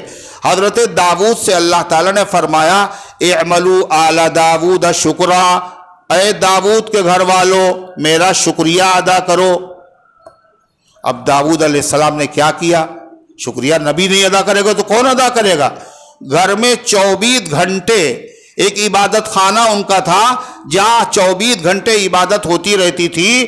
داؤد علیہ السلام، پھر تھوڑی دیر کے بعد ان کی بیوی، پھر تھوڑی دیر کے بعد ان کے بچے، اور دیکھیں 24 گھنٹے کوئی ایک لمحہ ایسا نہیں ہوتا تھا کہ حضرت داؤد علیہ السلام کے گھر میں عبادت نہ ہوتی ہو، اللہ کا شکر نہ ادا کیا جاتا ہو۔ ایک دن داؤد علیہ السلام نے عرض کیا اللہ کی جناب میں، اے اللہ آپ نے کہا تھا شکر ادا کرو، الحمدللہ میرے گھر میں اے مالک ہر وقت تیری عبادت ہوتی، تیرا نام لیا جاتا ہے اور تیرے گیت گائے جاتے ہیں۔ اللہ تعالیٰ نے فرمایا داؤد یہ جو کچھ بھی ہو رہا ہے تمہارے گھر میں یہ میری توفیق و مدد سے ہو رہا ہے، اگر میری مدد نہ ہو تو پھر یہ عبادت کا سلسلہ قائم نہیں رہ سکتا۔ اللہ تعالیٰ نے فرمایا داؤد علیہ السلام سے، اور پھر ایسا ہو بھی گیا۔ ہوا کیسے؟ اللہ نے دکھا دیا۔ کیا دکھایا؟ داؤد علیہ السلام اپنے محل میں ہیں اور سامنے ان کے پہرےدار کھڑے ہوئے ہیں، زبردست محل کا پہرا، اور عین سونے کی حالت میں استصور المحراب، داؤد کی محراب میں پھاند کر، چھت پھاند کر، دیواریں پھاند کر کے 2 آدمی پہنچ گئے۔ دروازہ اندر سے بند، اتنی بڑی اونچی اونچی دیواریں، باہر گیٹ کیپر کھڑے ہوئے ہیں، پہرا بھی ہے. یہ کون لوگ ہیں آخر؟ یہ آئے کیسے؟ کیا ارادہ ہے ان کا؟ قالوا لا تخف، کہنے ڈریے نہیں. اوپر سے یہ کہنے ڈریے نہیں، وہ آنے والے ڈریے نہیں. ہم ایک مقدمہ لے کے آئے ہیں، ہمارا ان کا جھگڑا ہو گیا ہے. میرے پاس ایک دمبی ہے، یہ میرا بھائی، اس کے بعد 99 ہیں. یہ کہتا جو ایک تمہارے پاس ہے وہ بھی مجھے دے دو تاکہ سنچری پوری ہو جائے، 100 ہو جائے میری. یہ کہہ رہا ہے. داؤد علیہ السلام مقدمے کو سنا اور سننے کے بعد کہا کہ بہت سارے پارٹنر ایسے ہوتے ہیں جو دوسرے لوگوں پر ظلم کرتے ہیں. داؤد علیہ السلام یہ کہتے کہتے ایک دم سے داؤد علیہ السلام کو خیال آیا، ارے یہ کیا ہوا؟ یہ کیا ہوا؟ اتنی دیر تک میرے گھر میں عبادت کا سلسلہ بند ہو گیا. یہ امتحان ہے اللہ کی طرف سے. اتنا زبردست انتظام کرنے کے باوجود اس میں مشغول ہو گیا اور عبادت کا سلسلہ بند ہوگا. اللہ تعالیٰ سے توبہ کرنے لگے، استغفار کرنے لگے. معلوم کیا ہو اللہ کیا کہہ رہا ہے؟ ایاک نعبد کہنا، مگر میری عبادت مشکل ضرور ہے، لیکن اگر ہم آسان کریں گے تو آسان ہو جائے گی. ہم سے مانگنا تو توفیق. جھوٹ بولے بغیر کام نہیں چلتا. جھوٹے ہو تم نے اللہ سے توفیق نہیں مانگی. اللہ آسان کر دے، جھوٹ نہ بولنا پڑے، اللہ شکلیں پیدا کرے گا. صدیق اکبر اور حضور پاک صلی اللہ علیہ وسلم دونوں جا رہے ہیں، ہجرت کا سفر ہے اور 100 اونٹوں کا اعلان ہے جو گرفتار کر کے لائے گا. کتنے اونٹ ملیں گے؟ 100 سرخ اونٹ. بہت بڑا انعام تھا اس زمانے میں. تو صدیق اکبر کو لوگ پہچانتے تھے، اس لیے وہ تاجر تھے، دوسرے ملکوں میں بھی جاتے تھے، بڑے تعلقات ان کے تھے. تو راستے میں کوئی آدمی ملتا اور کہتا یہ کون صاحب ہیں؟ صدیق اکبر کو تو جانتے تھے، حضور کے بعد یہ کون صاحب ہیں؟ تو حضرت صدیق اکبر کیا کہتے ہیں؟ ھذا رجل یہدینی السبیل، یہ وہ آدمی ہے جو مجھے راستہ بتاتے ہیں، یہ مجھے راستہ دکھاتے ہیں. اب وہ یہ سمجھتا کہ یہ راستہ دکھاتے ہیں مطلب جہاں یہ جانا چاہتے ہیں وہاں کا راستہ ان کو معلوم نہیں ہے. راستہ بتانے کے لیے ایک آدمی لے لیا ہے اور صدیق اکبر یہ بتا رہے یہ ہمیں جنت کا راستہ دکھاتے ہیں. ایسے موقع پر بھی جھوٹ نہیں، صدیق اکبر ہے وہ. اور صدیق اکبر تو وہ ہیں ان کے غلاموں کے غلاموں کے غلاموں میں بھی یہ بات ہے. دارالعلوم دیوبند کے بانی حجت الاسلام مولانا قاسم نانوتوی رحمۃ اللہ علیہ انگریزوں سے جہاد میں مقابلے میں حضرت مولانا رشید احمد صاحب گنگوہی، مولانا یعقوب نانوتوی، مولانا قاسم سب شریک ہوئے اور بعد میں اپنے لوگوں ہی کی غداری کی وجہ سے ناکامی ہوئی. انگریزوں نے پھانسی کی سزائیں سنائیں، گرفتار ہو رہے کون کون شریک تھا. ایک آدمی حضرت قاسم نانوتوی کو بھی پکڑنے کے لیے آیا. حضرت سے لوگوں نے بہت کہا، روکا نہیں، ہم نہیں چھپتے. اور چھتا مسجد میں کھڑے ہوئے تھے اور گرفتاری کے لیے دیکھا سامنے سے ایک صاحب آ رہے اور وہ جانتے نہیں تھے مگر حضرت سمجھ گئے، مومن بہت دور سے دیکھتا ہے. ان کو دیکھتے ہی 2-4 قدم وہاں سے ہٹ گئے جہاں پہ کھڑے تھے. اب وہ آدمی آیا، اس نے کہا کہ وہ قاسم نانوتوی کہاں ہیں؟ کل تھوڑی دیر پہلے یہاں کھڑے تھے. تھوڑی دیر پہلے کہاں کھڑے تھے؟ جہاں پہ خود کھڑے تھے، جہاں سے ہٹ کے کھڑے ہو گئے 2 قدم. تھوڑی دیر پہلے یہاں کھڑے تھے. ایسے وقت بھی جھوٹ نہیں بولا. کیا چیز ہے وہ؟ وَإِيَّاكَ نَسْتَعِينُ، اے اللہ ہم تجھ سے مدد چاہتے ہیں، ہمارے لیے مشکل ہے لیکن اللہ تبارک مَن يَتَّقِ اللَّهَ يَجْعَل لَّهُ مَخْرَجًا، جو کوئی اللہ سے ڈرتا ہے اللہ اس کے لیے راستے پیدا کر دیتا. وَإِيَّاكَ نَسْتَعِينُ. گناہ کا ماحول ہے صاحب، کیا کرے؟ بازار میں آنکھوں کو بچانا مشکل ہے، ہر طرف گندگی، ماحول گندا، گناہ کا ماحول، کیسے بچ کے نکلے آدمی؟ کہ وہ سب صحیح، خالی کہنا کافی نہیں. آج کل ماحول بہت برا ہے، میاں بچنا بڑا مشکل ہے، یہ سب کیوں کہہ رہے ہو؟ اللہ تعالیٰ خود بھی کوشش کرو اور اللہ تعالیٰ سے کہو کیا؟ وَإِيَّاكَ نَسْتَعِينُ، اے اللہ ہم آپ ہی سے مدد چاہتے ہیں، دیکھیے اللہ تعالیٰ کیسی سبیلیں پیدا کرتا ہے، کیسی مشکلات کو دور کرتا ہے۔ اللہ عبادت کی بھی توفیق اللہ ہی عطا کرتا ہے، اگر وہ توفیق نہ دے تو نبی بھی عبادت نہیں کر سکتا، اور اللہ اگر توفیق نہ دے گناہوں سے بچنے کی تو نبی بھی اپنے آپ کو گناہوں سے بچا نہیں سکتا۔ حضرت یوسف علیہ السلام ہیں، اور کہاں ہیں؟ زلیخا عزیز مصر کی بیوی کے گھر میں، اور اس کی نیت خراب ہے، اور جوانی کا زمانہ ہے، اور غلام ہے، اور گھر میں ہے، اور 7 دروازے اور 7 پہ اس نے تالے ڈال رکھے، اور خود گناہ کی دعوت دے رہی ہے، اور کوئی انکار کرنے والا نہیں، کوئی شکایت کرنے والا نہیں، اور خود اسی کے غلام ہیں، اور تنہائی بھی ہے، اور جوانی بھی ہے، اور طاقت بھی ہے، اور جذبات بھی ہے، اور سب کچھ۔ ایسے موقع پر گناہ سے بچنا آسان ہے؟ کتنا مشکل ہے۔ اللہ تعالیٰ نے کیا کہا؟ دیکھو خالی اتنا نہیں وَإِيَّاكَ نَسْتَعِينُ، یہ نہیں چلے گا خالی، ایک تو دل میں ارادہ کرو، پھر جتنا تم کر سکتے ہو بولو اتنا کرو بھی، اور اللہ تعالیٰ سے مدد بھی مانگو تو اللہ کی مدد آئے گی۔ یوسف علیہ السلام کو پتا تھا کہ دروازے بند ہیں، ان کو پتا تھا تالے پڑے ہوئے ہیں، مگر انہوں نے گناہ سے بچنے کے لیے پہلے اس سے تقریر کی، اس کو منع کیا۔ جب وہ نہیں مانی تو یوسف علیہ السلام نے کیا کیا؟ ارادہ تھا، اس کے بعد جتنا کر سکتے تھے اتنا کیا۔ انہوں نے کیا کیا؟ دروازے کی طرف دوڑے، اے اللہ اتنا میرے بس میں ہے، دروازے کھولنا میرے بس میں نہیں ہے۔ یوسف علیہ السلام دوڑے، اور جہاں ان کا دوڑنا تھا دروازوں کے تالے ٹوٹنے لگے، اور دروازے سارے کے سارے کھلنے لگے۔ کیا کہا؟ معاذ اللہ، اللہ کی پناہ، اللہ تعالیٰ سے انہوں نے پناہ مانگی۔ تو اللہ تعالیٰ قرآن میں یہ بڑا عمدہ سبق ہے ہم سب کے لیے، ہم سب کی زندگی میں، کیا جہاں پر سارے وسائل ختم ہو جائیں، مشکل میں آدمی پھنس جائے، خالی دین کی نہیں، دنیا کی مشکل، ڈاکٹر سے علاج کرانا ہے، مقدمہ ہار رہے ہیں، ملازمت کا مسئلہ ہے، انٹرویو کا مسئلہ ہے، کاروبار کا مسئلہ ہے، ہر مسئلے میں وَإِيَّاكَ نَسْتَعِينُ، اے اللہ ہم تیری ہی مدد چاہتے، ہم تجھ سے مدد چاہتے۔ یا ایک سوال ہے، وہ کیا کہ صاحب یہاں تو نماز میں کہہ رہے ہیں ہم آپ سے مدد چاہتے ہیں، اللہ آپ کے علاوہ نہیں چاہتے، اور حالانکہ جب بیمار ہوتے ہیں تو کس سے مدد لیتے ہیں؟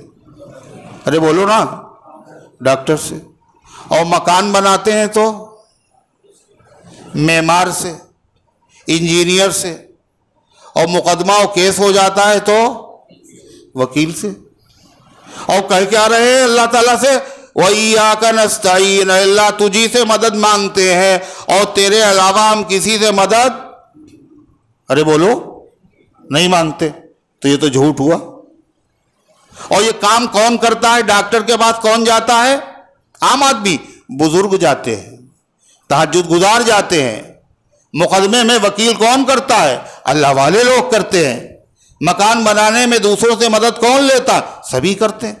کہا پھر اس کا کیا مطلب ہوا؟ وَإِيَّاكَ نَسْتَعِينُ، آپ ہی کی مدد چاہتے ہیں، آپ کے علاوہ۔ اس کا مطلب سمجھے؟ اس کا مطلب یہ ہے، یہ مدد چاہنا نہیں ہے، یہ اسباب اختیار کرنا ہے۔ کیا ہے؟ یہ دنیا اللہ نے دارالاسباب بنائی ہے، یا اسباب اختیار کرنا ہے۔ اللہ اس کے رسول کا حکم کیا ہے؟ اسباب اختیار کرو۔ بیمار ہو جائے تو اللہ شفا دینے والا، ہم نہیں جائیں گے کسی ڈاکٹر کے پاس، اللہ نے منع کیا نہیں۔ دوا کرو، مکان بناؤ، ملازمت کی درخواست دو، دکان کھولو، کاروبار کرو، اسباب اختیار کرو، لیکن بھروسہ اسباب پر نہ رکھو۔ سب کچھ کرنے کے بعد اللہ تعالیٰ سے کیا کہو؟ اے اللہ اتنا میرے بس میں تھا، وَإِيَّاكَ نَسْتَعِينُ، اے اللہ شفا آپ دے دیجئے۔ ڈاکٹر کے پاس ہم دو گئے، دوا بھی اس نے دے دی، کیس کے لیے ہم نے وکیل بھی کر لیا، اے اللہ مکان بھی ہم بنا رہے ہیں، ہم نے درخواست بھی دے دی، انٹرویو بھی دے دیا، لیکن اے اللہ یہ سب اسباب ہے، ہم نے اختیار کر لیا، آپ ہی نے کہا تھا اسباب اختیار کرو، آپ بغیر اسباب کے بھی دے سکتے تھے، لیکن اے اللہ اسباب سے کچھ نہیں ہوتا، آپ ہی کے کرنے سے ہوتا ہے، آپ چاہیں گے تو یہ کام ہوگا اور اگر نہیں چاہیں گے تو کام نہیں ہوگا۔ ڈاکٹر خود حیران ہے، کیا میاں اللہ کے قدرت کے کرشمے، یہ دوا اتنی زبردست ہے، مریض کو دے دی تو جادو جیسا اثر ہوا، دوسرا مریض آیا یہی مرض ہے یہی دوا دے دی، اس کا مرض اچھا نہیں ہوا، بڑھ گیا۔ وہ مریض جس کو یہ دوا فائدہ کر رہی تھی، دوبارہ جب ہم نے اس کو یہی دوا دی تو اس نے ذرہ برابر بھی فائدہ نہیں کیا۔ کیا مطلب ہے؟ اسباب اختیار کرو، دوا پہ بھروسہ مت کرو۔ تاثیر مانتا ہوں دوا و دعا میں ہے، صحت مگر مریض کی حکم خدا میں ہے۔ اسی لیے پہلے جو حکیم لوگ ہوتے تھے وہ کیا کرتے تھے پتہ ہے؟ جب نسخہ لکھتے تھے تو اس پہ کیا لکھتے تھے پہلے؟ بولو، هو الشافی، شفا دینے والا وہ ہے۔ نسخہ لکھ رہے ہیں، دوائیں تجویز کر رہے ہیں، مرض تجویز کر رہے ہیں، مگر یہ بتا رہے ہیں کہ اللہ اگر شفا دے گا جبھی ہوگی اس میں شفا، اللہ ہی نے مدد چاہتے ہیں۔ بعض اطباء تو ایسے تھے وہ مسجد کے حجرے میں رہتے تھے، اور جب مرض مریض کا سمجھ میں نہیں آتا تھا تو اللہ تعالیٰ کے سامنے رو رو کر کے دعائیں کرتے تھے، اللہ مرض کی تشخیص سمجھ میں آ جائے، دواؤں میں تاثیر ڈال دے۔ اور چنانچہ کیا ہوتا، ان کی دواؤں کا اثر ہوتا تھا، وہ جو ہے مریض کے خیرخواہ ہوتے تھے۔ اور آج کل تو قاتل ہے، قاتل، مر چکا ہے مریض مگر وینٹیلیٹر کے اوپر لٹائے ہوئے ہیں، کاہے کے لیے؟ پیسہ پیدا ہو، یہ قاتل ہیں۔ ایک حکیم صاحب اسی لکھنؤ میں رہتے تھے، وہ مسجد میں رہتے تھے اور دیکھا کرتے تھے مریضوں کو، اور جو مسلمان ہوتا تھا اس کو حجرے میں بلا لیتے تھے، جو غیر مسلم ہوتا تھا تو ایک دھاگا نیچے لٹکا دیتے تھے اور کہتے تھے اپنی نبض میں باندھ لو، اور اس کے بعد وہ دھاگا دیکھ کر کے نسخہ لکھ دیتے تھے۔ ایک آدمی نے ان کے ساتھ تفریح و مذاق کرنے کی کوشش کی، اس نے وہ دھاگا اپنی بکری کے باندھ دیا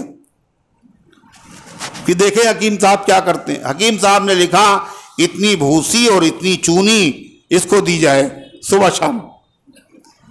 تو یہ کیا ہے؟ فرمایا اسباب اختیار کرو، لیکن اسباب اختیار کرنے کے اب تو کام ہو ہی جائے گا میاں، بہت بڑا سورس لگایا ہے ہم نے، نہیں ہوگا کام آپ کا، اب کی تو جیت جائیں گے ہی ہم نے، اب کی بالکل فضا ہے، اب کی تو حالات دوسرے ہیں، کیا بکتے ہیں آپ؟ کچھ نہیں، سب کچھ کرنے کے بعد اللہ تعالیٰ سے رجوع اگر نہیں کرو گے تو ٹھوکرے کھاتے رہو گے۔ وَإِيَّاكَ نَسْتَعِينُ، اے اللہ ہم تیری ہی عبادت کرتے ہیں اور تجھ ہی سے مدد چاہتے ہیں۔ یہ اتنا زبردست نسخہ ہے، اس کا اثر آپ بھی آنکھوں سے دیکھیں گے۔ کہیں بھی جا رہے ہیں آپ، سارے تیاری کر لی لیکن اللہ تعالیٰ سے دعا کر رہے ہیں اللہ کامیابی دے دینا۔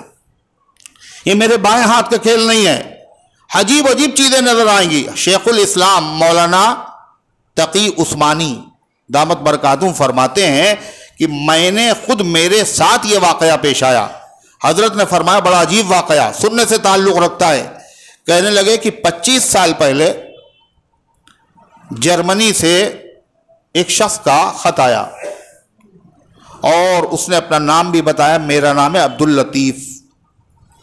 کہا کہ میں کاروبار کے لیے، روزی کے لیے اپنا ملک چھوڑ کر کے جرمنی چلا گیا، مذہب سے کوئی تعلق تھا نہیں، نہ نماز، نہ روزہ، نہ زکوٰۃ، نہ حج، کوئی تعلق نہیں، بس خالی پیٹ پالنا ہے، دولت کمانا ہے۔ کہا وہاں پہنچنے کے بعد ایک لڑکی سے میرے تعلقات ہو گئے، اور وہ تعلقات اتنے بڑھے کہ وہ تھی عیسائی، ہمیں اس سے کیا لینا دینا، عیسائی ہے یا مسلمان، دین سے کوئی تعلق تھا نہیں۔ میں نے اس سے نکاح کر لیا، نکاح کرنے کے بعد کہتے ہیں کہ بچے بھی پیدا ہوئے اور کوئی مسئلہ نہیں، نہ ہم کر رہے ہیں نماز، نہ روزہ، نہ وہ وہاں نماز روزہ، اور گاڑی اسی طرح چل رہی۔ کہ ایک دن میں نے دیکھا جب بچے بڑے ہو گئے تو میری بیوی ان بچوں کو عیسائی مذہب سکھا رہی ہے،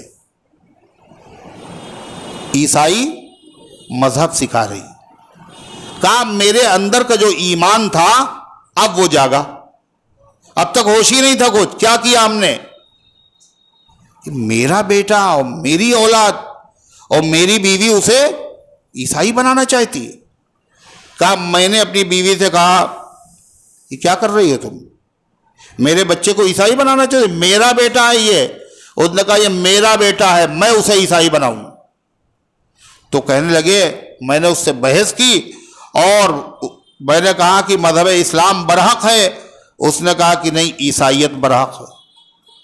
مذہبی معلومات تو کچھ تھی نہیں، وہ بحث کرتی تھی اور میں جواب نہیں دے پا رہا ہوں، اور اولاد میری آنکھوں کے سامنے عیسائی بن رہی ہے۔ اس مشکل میں کا اس نے میرے پاس خط لکھا کہ مولانا میں کیا کروں، میرے اولاد عیسائی ہو رہی ہے۔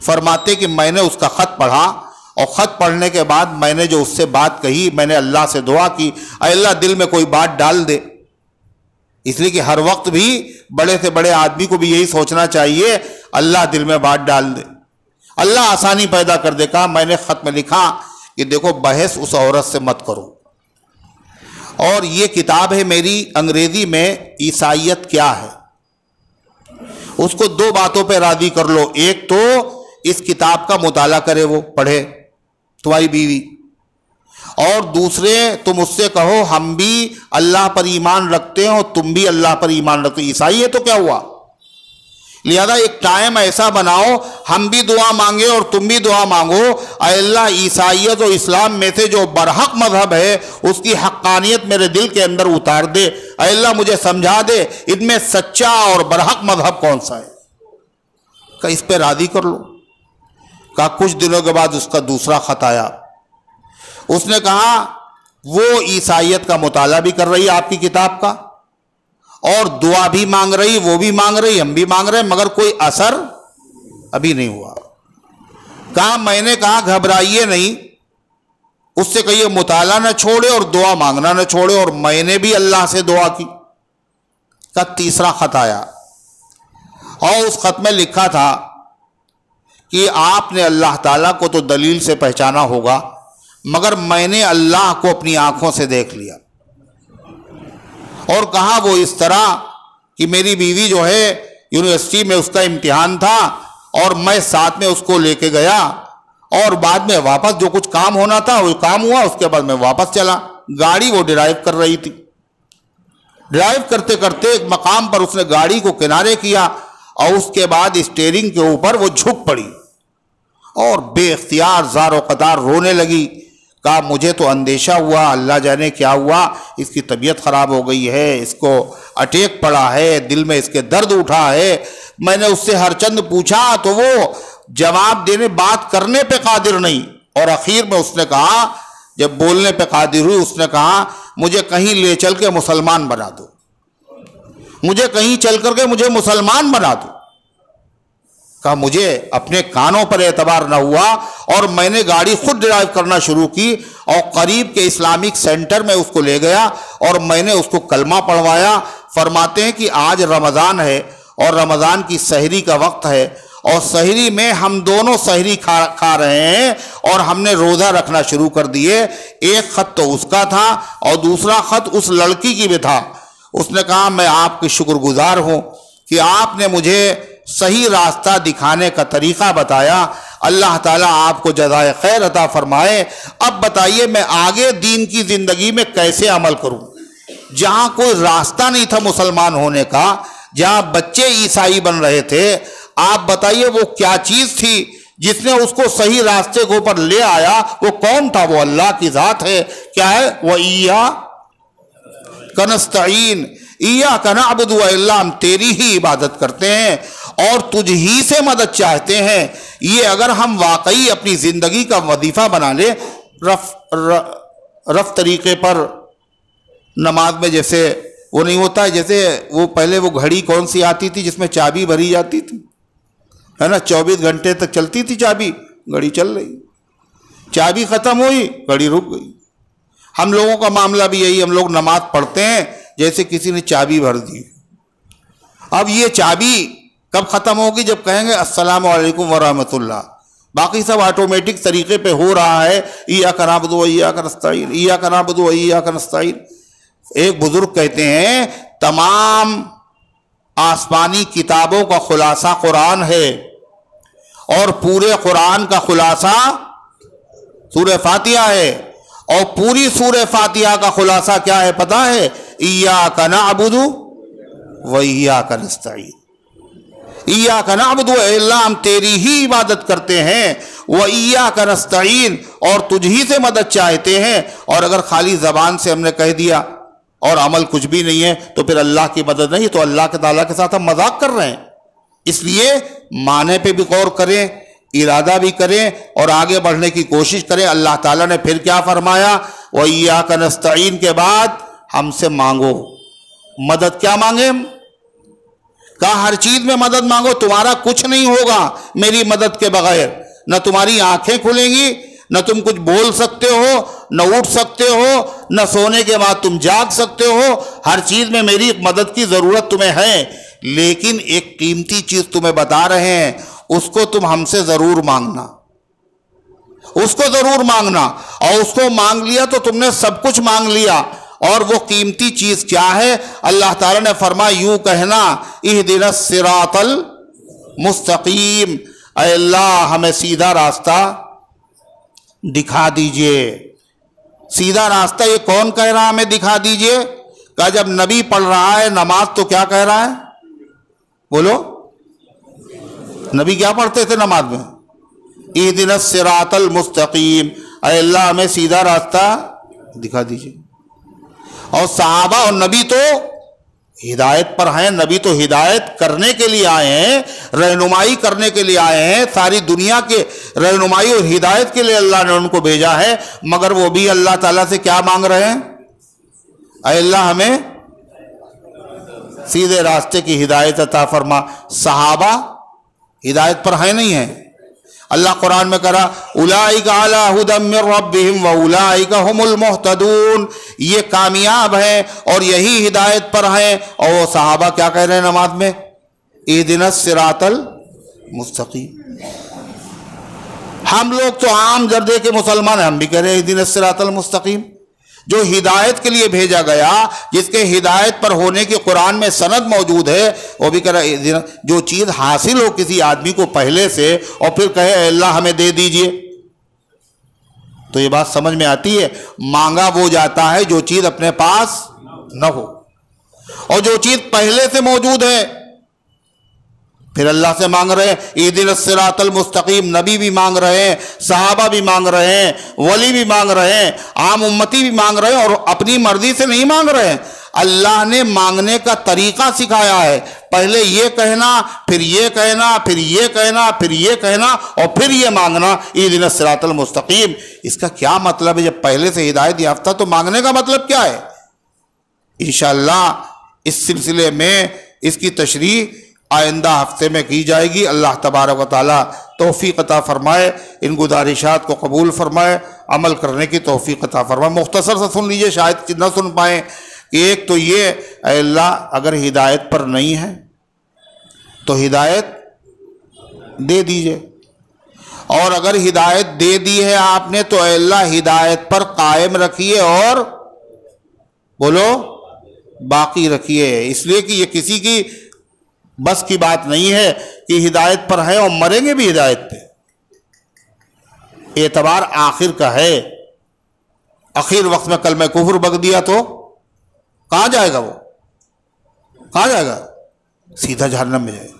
اہدنا الصراط المستقیم کتنا ضروری ہے، اور ہر آدمی کے لیے ضروری، اور ہر آدمی کو ڈرتے رہنا چاہیے. نبی، ولی، قطب، ابدال سب کو اللہ تعالیٰ سے مانگنے کی ضرورت ہے. اہدنا الصراط المستقیم، اے اللہ ہمیں سیدھا راستہ دکھا دیجئے، سیدھے راستے پر قائم رکھیے. حنیف بھائی کانپور والے کی صحت کی دعا کر دیجئے، اللہ شفا عطا فرمائے. اتنا پورا پتہ لکھنے کی ضرورت نہیں، جیسے لگتا اللہ میاں کو معلوم نہیں ہے. ہو سکتا ہے وہ لکھنؤ والے حنیف بھائی کو صحت دے دے اور یہ کانپور والے کے لیے ہم نے دعا کرائی ہے. بولے حنیف بھائی اور پھر اس کے بعد کانپور والے بھی اللہ میاں کو بتانے کی ضرورت ہے، یعنی مکان نمبر بتانے کی ضرورت ہے اللہ کو. ابھی حنیف صاحب کے لیے شفا کی درخواست. بیگم عبدالعزیز، اور کیا ہے، انار آپا، اور کیا آراف کے لیے کی دعا فرما دیے. اللہ تعالیٰ ان سب کو شفا کاملہ عطا فرمائے اور امت کے تمام بیماروں کو شفا کاملہ عطا فرمائے. کیا لکھا ہے، فہمیدہ کی طبیعت خراب، اللہ شفا عطا فرمائے. کیا صلاۃ التسبیح شب قدر شب برات میں پڑھنا چاہیے؟ صلاۃ التسبیح کی فضیلت بہت ہے. حضور پاک صلی اللہ علیہ وسلم نے اپنے چچا حضرت عباس رضی اللہ عنہ کو فرمایا تھا کہ اگر ہو سکے تو روزانہ، نہیں تو ہفتے میں، نہ ہو تو مہینے میں، ورنہ سال میں، ورنہ زندگی میں ایک مرتبہ پڑھ لیجیے. تو اس لیے اس کے لیے شب برات اور شب قدر ضروری نہیں ہے، یہ کسی روز بھی پڑھی جا سکتی. جبھی تو آپ نے فرمایا روزانہ، ہفتے میں، اور روزانہ شب برات شب قدر ہوتی نہیں، نہ ہر ہفتے ہوتی ہے. تو اس لیے جب اللہ تعالیٰ موقع دے، بہت ہی مبارک عمل ہے. اللہ تعالیٰ ہم سب کو پڑھنے کی صلاۃ تسبیح زندگی میں ایک بار پڑھنا ضروری ہے، یہ بھی بات صحیح نہیں ہے. آپ نے فرمایا کہ پڑھ لینا یہ زیادہ اچھا ہے، یعنی فرض نہیں ہے. اگر کسی نے ساری زندگی ایک مرتبہ بھی صلاۃ التسبیح نہیں پڑھی تو وہ گنہگار نہیں ہوگا، لیکن پڑھ لے تو بڑی اچھی بات ہے. اللہ کے رسول صلی اللہ علیہ وسلم نے اپنے چچا کو ترغیب دلائی ہے اور پوری امت کو اس طرح آپ نے ترغیب دلائی ہے. اللہ تعالی ہم سب کو توفیق عطا فرما. اللہم صلی